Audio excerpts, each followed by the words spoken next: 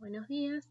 Hoy vamos a resolver el trabajo práctico número 4, aplicaciones de la derivada, el ejercicio número 7, el cual nos dice que, dada la siguiente función racional, indiquemos todos los puntos que aparecen a continuación: dominio, intersecciones con los ejes, asíntotas, intervalos de crecimiento y o decrecimiento, máximos y o mínimos locales, concavidad y puntos de inflexión. Y luego de haber realizado todo este análisis con la información obtenida, hay que realizar la gráfica de la función.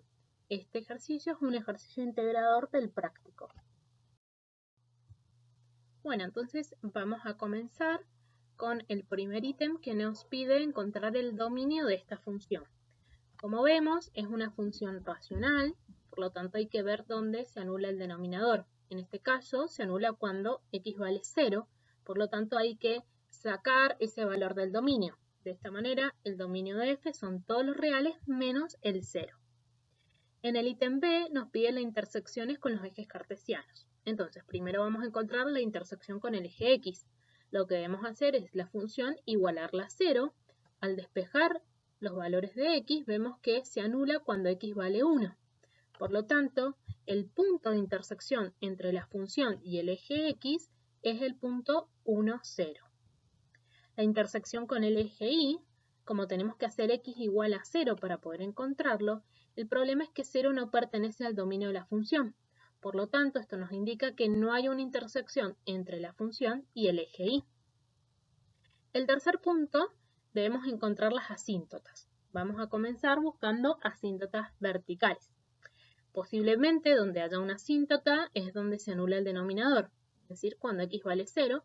Por lo tanto, vamos a calcular el límite para x tendiendo a 0 de f de x. Si hacemos un reemplazo, la x por 0, en el numerador nos queda 0 al cubo menos 1, o sea que el numerador tiende a menos 1 y el denominador tiende a 0. O sea que un número sobre lo que tiende a 0 va a tender a infinito. Por lo tanto, en x igual a 0 va a haber una asíntota vertical. Lo que vamos a analizar ahora, cómo se comporta por izquierda y por derecha del 0. Si hacemos el límite para x tendiendo a 0 por derecha, fíjense que el numerador va a seguir tendiendo a menos 1, pero el denominador va a tender a 0 con valores positivos. Por lo tanto, este límite va a tender a menos infinito. Si analizamos ahora el límite para x tendiendo a 0 por la izquierda, el numerador va a tender a menos 1, pero el denominador va a tender a 0, pero con valores negativos ahora. O sea que menos por menos, este límite va a tender a más infinito. Conclusión entonces, la gráfica de f tiene asíntota vertical de ecuación x igual a 0. Para buscar ahora asíntota horizontal, recuerden que hay que hacer el límite para x tendiendo a infinito de f de x. Al calcular ese límite, vemos que nos queda infinito sobre infinito. Por la regla práctica, este límite, como el grado del numerador es mayor que el del denominador, va a tender a infinito. Por lo tanto, podemos concluir que la gráfica de f no tiene asíntota horizontal. Para la asíntota oblicua, lo podemos pensar de dos maneras. Una es viendo que para que haya asíntota oblicua, el grado del numerador en una función racional debe ser mayor en 1 que el grado del denominador.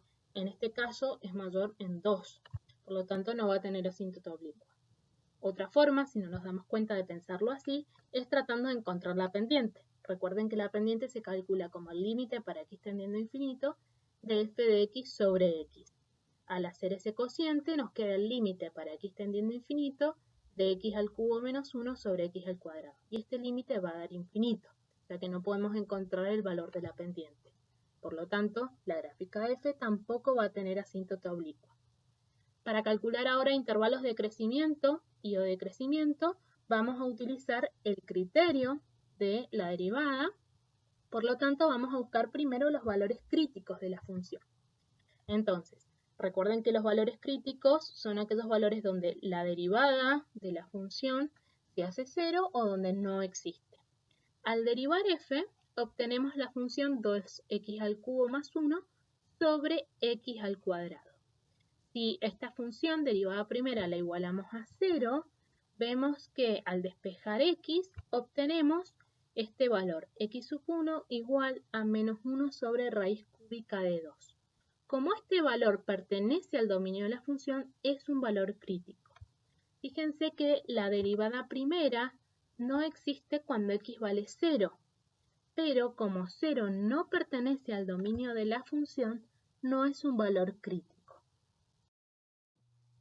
Pensando entonces ahora, a partir del valor crítico y de los valores donde la función no está definida, podemos armar esta tablita donde vamos a colocar los intervalos para analizar la derivada primera y el signo que toma la derivada primera en cada uno de esos intervalos. Eso nos va a ir indicando el crecimiento de la función. Entonces, entre menos infinito y menos 1 sobre raíz cúbica de 2, si tomamos cualquier valor que esté en este intervalo, venimos, reemplazamos en la derivada primera por ese valor y vemos que toma valor negativo. Por lo tanto, f va a ser estrictamente decreciente en el intervalo menos infinito menos 1 sobre raíz cúbica de 2. Luego tenemos el intervalo menos 1 sobre raíz cúbica de 2, 0. En este intervalo, si tomamos cualquier valor que pertenezca a este intervalo y reemplazamos ese valor en la derivada, vamos a ver que toma valores positivos. Por lo tanto, f es estrictamente creciente en dicho intervalo. Y por último, en el intervalo 0 más infinito, podemos tomar cualquier valor que pertenezca a este intervalo, reemplazamos en la derivada y vemos que ese valor nos da positivo. Por lo tanto, f va a ser estrictamente creciente en 0 más infinito. Y así nos quedan establecidos los intervalos de crecimiento y decrecimiento de la función. Para encontrar ahora máximos o mínimos locales o relativos, fíjense que podemos utilizar el criterio de la derivada primera, porque lo acabamos de analizar en este cuadro. Donde tengamos un cambio de signo de la derivada primera, tendremos ahí un máximo o un mínimo local, siempre que ese valor pertenezca al dominio de la función. Entonces, podemos ver que en el valor crítico, en menos 1 sobre raíz cúbica de 2, el signo de la derivada pasa de negativo a positivo. Es decir, que va a haber un mínimo relativo local. Por lo tanto, f presenta un mínimo relativo en x sub 1 igual a menos 1 sobre raíz cúbica de 2, cuyo valor de ese mínimo es la imagen del valor crítico, es decir, 1,923 para este caso. Vean que en 0, más allá de que el signo de la derivada no cambia, por más que cambiara, no habría ni un máximo ni un mínimo local, porque el 0 no pertenece al dominio de la función, es decir, no es valor crítico. Por último, vamos a analizar la concavidad. Fíjense que para la concavidad necesitamos calcular la derivada segunda, es decir, que a partir de, acá está escrita la derivada primera, derivamos esta función y nos queda 2x cuarta menos 2x sobre x cuarta. Para encontrar y poder hacer el análisis del signo de la derivada segunda, lo que hacemos es igualarla a 0.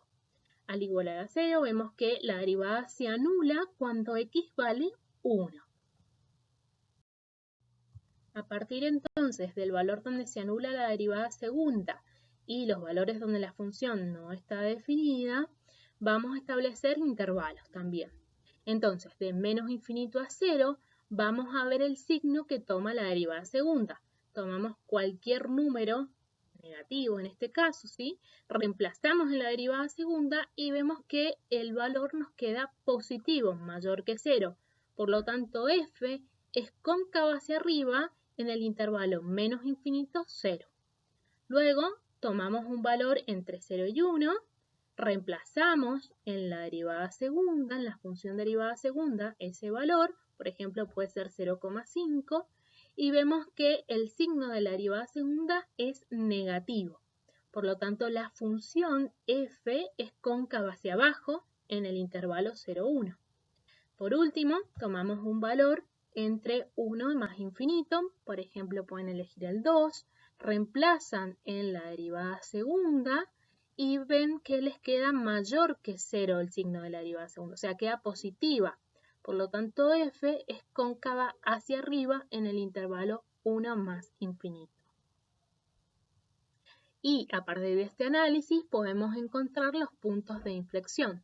Fíjense que en 0 cambia la concavidad, pero no va a haber un punto de inflexión porque 0 no pertenece al dominio de la función.